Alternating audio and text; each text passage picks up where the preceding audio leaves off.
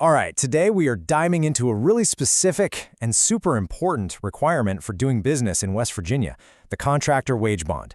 If you're in the construction or mining industries in the state, this is something you absolutely have to know about. So let's get right to it. So if you're an employer in either of these fields in the Mountain State, then you're in the right place. It doesn't matter if you're a brand new business, a contractor coming in from out of state, or a company that's been local for years. You really need to understand how this works. So what is this thing exactly? Well, think of it as a financial safety net for your employees. It's a type of surety bond, and its entire purpose is to guarantee that your workers get paid the wages and benefits they've earned. It's a crucial layer of protection for them required by the state. Now for the million-dollar question. Does this actually apply to your business?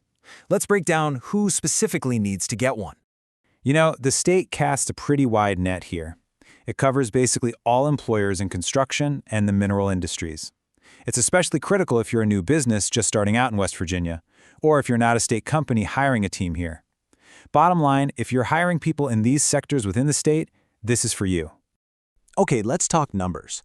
West Virginia has a really unique way of figuring out your bond amount. It's not just some flat fee. It's actually tailored specifically to the size of your payroll. And here is the magic number you need to remember, 115%. This is the absolute core of West Virginia's formula, and it's pretty unique. That extra 15% is there on purpose. It builds in a buffer to make sure there are more than enough funds to cover any potential wage claims. Here's how you actually use that 115%. You're going to find your peak 4-week payroll period. And remember, that includes everything, fringe benefits, not just their base pay. You take that total payroll number, multiply it by 1.15, and that gives you your required bond amount. And looking at this table, you can really see how it scales with your business size. For a small crew with a $10,000 peak payroll, you're looking at an $11,500 bond. But for a much larger company with an $80,000 payroll, that jumps up to a $92,000 bond. It's a direct reflection of your workforce. But, and this is a really critical distinction, you don't actually pay that full bond amount. What you pay is an annual premium, which is just a small percentage of the total. So if your credit is good, that premium is usually somewhere between 1% and 5%. For that $11,500 bond we just mentioned, your actual cost out of pocket is probably somewhere between $115 and $575 a year. All right, let's get into the nitty-gritty of the process itself, because while not everyone has to actually get the bond, all employers in these industries do have to file the paperwork. So we'll walk through who might be exempt and what the filing process looks like. This is a huge question, especially for more established businesses. It's totally possible that you don't need to post a bond at all, but you do have to meet some pretty specific criteria to qualify for that exemption. There are really 5 main ways you can get an exemption. If you've been operating in West Virginia for more than a year straight, you might be good. Or if you're a subsidiary of a company that's been in business for 5+ years. Another one is if your company only builds single-family homes. And, of course, if you have no employees physically in the state.